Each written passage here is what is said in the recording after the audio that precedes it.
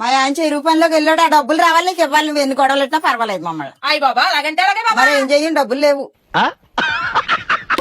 Hello Padmakka, ఇలా డోక్రా meeting ఉంది. మధ్యాహ్నం 12 10 మంది ఉండాలంట. నే కూతురింటికి వెళ్ళావా? ఇలాంటప్పుడే కూతురింటికి వెళ్ళాను, కొడుకింటికి వెళ్ళాను అంటావు. లోన్ తీసుకునేటప్పుడు మాత్రం ఊరికి ముందు నువ్వే ఉంటావు.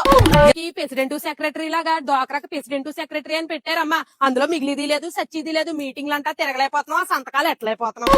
శాంతంకి 60 ఏళ్ళు వచ్చేసినాయి కదా, డోక్రాలోంచి తీసేస్తారు. మరి దాని మనవరాలు గట్ట పెట్టుకుంటా, లేకపోతే 10 ఏళ్ళ పిల్లల్ని ఎట్టమంటుందో కనుక్కోండి. మరి పొదుపు డబ్బులు అన్ని నాయే నాయే అంటది ఎప్పుడు.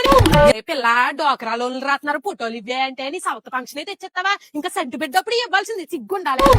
డోక్రా లోన్ తో పాటు నీ సీనిది కూడా రాస్తున్నాడంట. ఇదొక 5 ఏళ్ళు, అదొక 6 ఏళ్ళు అవుతుంది. మరి మొత్తం 11 ఏళ్ళు టయానికి కట్టగలమంటేనే కట్టండి. నన్ను ఇబ్బంది పెడతా కుదరదు. మరి నెల డోక్రా డబ్బులు కడతాక బ్యాంక్ కార్డు నుంచోలేక సత్తున్నాను. ఇక్కడి నుంచి అన్నా ప్రతి నెల ఒక్కొక్కరు వెళ్ళి కట్టండి. అలా అక్కడేమో పిల్ల ముండలే బతిమాలేక సత్తున్నాను సీట్ రాయమని. నాకేమో చదువు రాదు.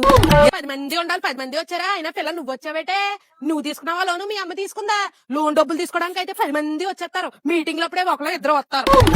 ముందే ఆ డోక్రా డబ్బులు తీసేసుకుని 2 రూపాయలు వడ్డీకి ఇచ్చేసుకుంటుంది. ఆ వడ్డీ డబ్బులు ఎట్లు లోన్ కట్టేసుకుంటుంది. దానికి మిగిలినట్టే అవుతుంది. ఎవడన్నా ఎత్తేస్తే ఏం చేస్తుందో ఏటో.